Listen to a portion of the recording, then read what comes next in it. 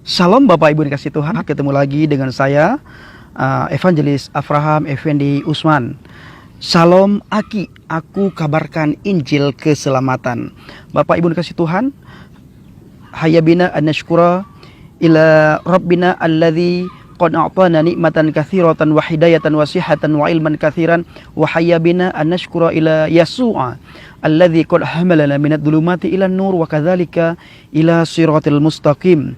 Bapak Ibu yang kasih Tuhan, saya bersyukur kepada Tuhan pada kesempatan kali ini masih diberikan umur panjang, kesehatan, dan berkat-berkat yang lain, berkat sukacita, damai sejahtera yang datang daripada Tuhan. Nah, Bapak Ibu, pada kesempatan kali ini saya akan menguatkan saudari kita yang lagi viral di media sosial, baik itu di Facebook, di Instagram, di WA, maupun di YouTube, di mana saudara-saudari kita itu bernama Cut Fitri, berasal dari Serambi Mekah, orang Aceh, Tanah Rencong, Tanah Aulia, di mana kita melihat akhir-akhir ini banyak sekali viral video beliau karena beliau masuk Kristen, menjadi seorang Nasrani.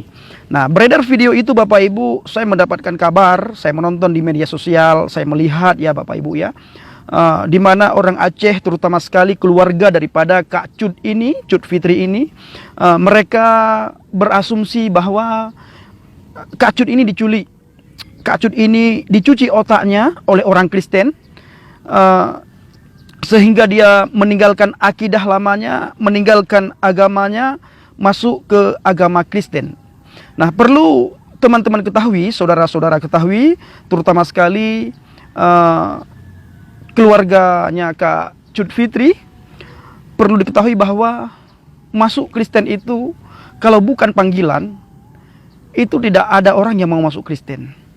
Kalau bukan panggilan, tidak ada orang agama di luar kekristenan mau masuk Kristen, mau menerima Yeshua HaMasyiah, mau menerima Yesus Kristus sebagai Tuhan dan Juru Selamatnya. Kenapa begitu? Seperti saya Bapak Ibu, saya ini juga orang Aceh, Serambi Mekah, Tanah Rencong, Tanah Aulia.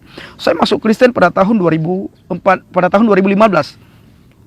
Nah, kalau Bapak Ibu bertanya kepada saya, kenapa kamu masuk Kristen?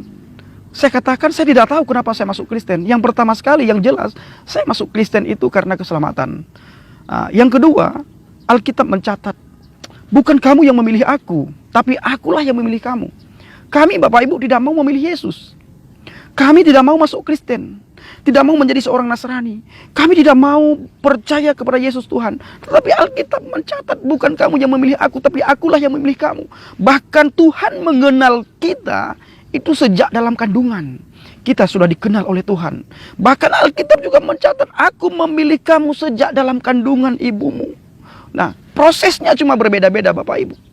Kak Cut dipilih oleh Tuhan menjadi orang Nasrani, menjadi pengikut Yesus, percaya kepada Yesus, itu baru-baru ini.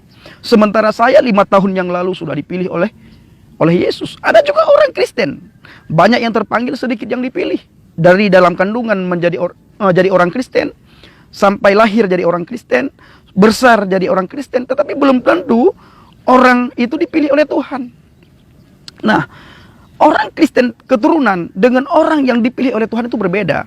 Kristen keturunan itu adalah karena orang tuanya Kristen, sehingga dia Kristen. Kristen keturunan itu adalah karena temannya Kristen, karena sahabatnya Kristen, dia menjadi orang Kristen. Kristen keturunan itulah karena nenek moyangnya Kristen, sehingga dia menjadi orang Kristen. Tetapi kalau Kristen yang benar-benar pengikut Kristus, pengikut HaMasyiah, adalah orang yang dipilih oleh Yeshua HaMasyiah, Yesus Kristus. Nah, maka dari itu Bapak Ibu, jangan menyebarkan fitnah ya. Kalau saya katakan bahwa seperti Kak Cut Fitri masuk Kristen itu percaya kepada Yesus karena dicuci otaknya oleh orang Kristen. Itu fitnah itu. Kenapa saya katakan fitnah? Sebagaimana saya bilang tadi, saya masuk Kristen, saya juga orang Aceh, ya masuk Kristen itu bukan karena dicuci otak. Memang ada ayat di dalam Al-Quran yang berkata, lan tarda Yahudi wan Nasara hatta tattabi'a millatahum. Tidak akan rela orang Yahudi dan Nasrani sebelum kamu mengikuti agama mereka. Itu benar, itu ayat Al-Quran. Tetapi perlu juga Bapak Ibu ketahui Sebagaimana saya melihat kesaksian Kak Cut Fitri, dia percaya kepada Yesus, itu tidak ada orang yang ngajak. Dia masuk Kristen itu tidak ada orang Yahudi yang datang ke rumahnya mengajak dia masuk Kristen. Tidak ada. Tidak ada orang Nasrani yang mengajak dia masuk Kristen. Tidak ada. Bahkan menurut kesaksian dia masuk Kristen itu karena dia dibawa oleh Yesus. Dia dipanggil oleh Yesus untuk menjadi pengikut Yesus, menjadi orang yang beriman, menjadi orang yang percaya. Orang yang mengikut Yesus, Bapak Ibu, yang di luar agama Kristen, itu tidak gampang. Harus ada hal-hal yang dia alami. Contohnya, apa hal yang dia alami? Penolakan dari keluarga. Kita melihat Kak Cut ditolak oleh keluarga, bahkan difitnah bahwa dia masuk Kristen, diculik. Kak Cut dilaporkan bahwa dia itu hilang. Kak Cut dicuci otaknya. Ada orang yang menculik dia, ada orang yang bla bla bla bla yang mengatakan seperti itu. Itu fitnah. Al fitnatu asyaddu minal qatli. Fitnah itu lebih kejam daripada pembunuhan. Nah, saudara mungkin sudah melihat bagaimana klarifikasi daripada Kak Cut Fitri. Dia sekarang berada di Medan. Sampai orang keluarganya dari Aceh, dari Langsa, datang ke Medan, itu memaksa Kak Cut untuk kembali ke agama Islam. Tetapi tidak bisa dipaksa. Kenapa? Karena Kak Cut sudah mendapatkan keselamatan. Dia katakan, saya percaya kepada Yesus. Tidak ada satu orang pun yang memaksa saya. Tidak ada. Murni karena Yesus yang memilih dia. Sebagaimana saya, tidak ada orang Kristen, Nasrani, Yahudi yang datang ke rumah saya daerah Birun memaksa saya, mengajak saya untuk saya masuk Kristen, percaya kepada Yesus. Tidak ada. Tetapi Yesus yang memilih saya untuk percaya kepada dia. Nah, ini adalah yang perlu dipahami dan dimengerti. Nah, sehingga ketika keluarganya datang ke Medan menjemput secara paksa Kak Cut ini, mereka tidak bisa memaksa Kak Cut untuk kembali ke Islam. Apa yang terjadi? Kita melihat beredar di sosmed, di media sosial ya, tentang beredar berita bahwa ada anak-anak Kak Cut itu diambil sama mereka, dibawa pulang ke Aceh. Nah, ini Bapak Ibu yang tidak bisa kita toleransi ya. Kenapa? Karena anak yang masih kecil diambil daripada ibunya itu adalah memisahkan anak dan orang tuanya. Nah, Bapak Ibu dikasih Tuhan, sebagaimana saya katakan tadi, khususnya ini kepada Kak Cut ya, yang saya kasihi, saudari saya. Kita sama-sama dari Aceh, Kak Cut. Dron urung Aceh, long urung Aceh, Kak Cut. Long pegah badron, Kak Cut. Beyon. Jangan takut. Saya katakan kepada Kak Cut, jangan takut. Tuhan ada di pihak kita. Yesus ada di pihak kita. Alkitab mencatat Kak Cut 2000 tahun yang lalu sebelum kita masuk Kristen.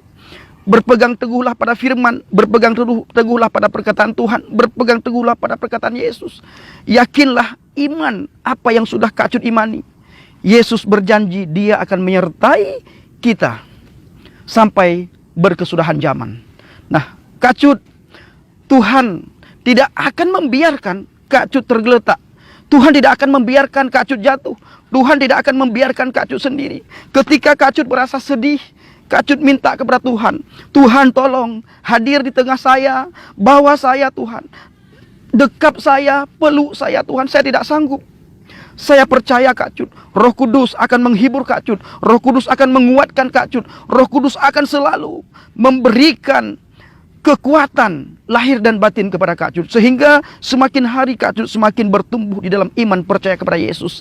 Ini pesan saya kepada Kak Cut. Tolong Kak Cut, jangan kembali ke kepercayaan lama. Tetap berpegang teguh pada firman. Tetap berpegang teguh pada Yesus. Yesuslah satu-satunya juru selamat. Nabi boleh banyak, kata Asmiranda. Kata Asmiranda, Nabi boleh banyak, Rasul boleh banyak, tapi juru selamat satu. Yeshua HaMashiach, Yesus Kristus, itulah satu-satunya juru selamat manusia. Dalam Injil Yohanes dikatakan, Yohanes 3 ayat 16, ahabballahu lihadzat dunya, karena begitu besar kasih Tuhan kepada dunia ini.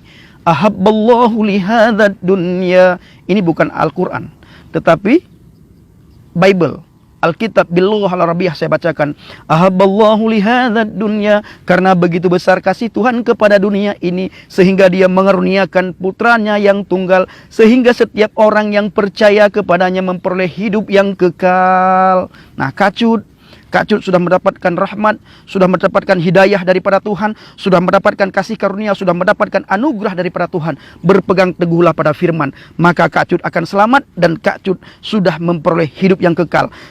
Keselamatan yang diberikan oleh Yesus Kak Cut beda dengan yang diberikan oleh dunia. Dunia menawarkan, Yesus datang memberikan. Dunia menjanjikan, Yesus memberikan. Nah, Kak Cut yang dikasih Tuhan, apa yang Yesus berikan itu berbeda dengan apa yang dunia berikan. Yesus memberi hidup yang kekal, Yesus memberi keselamatan. Keselamatan yang dimaksud oleh Yesus Kak Cut bukan saja keselamatan di akhirat nanti, tetapi kita selamat di dunia ini, selamat dari segala mara bahaya, selamat dari segala malapetaka, selamat dari segala orang yang ingin berbuat jahat.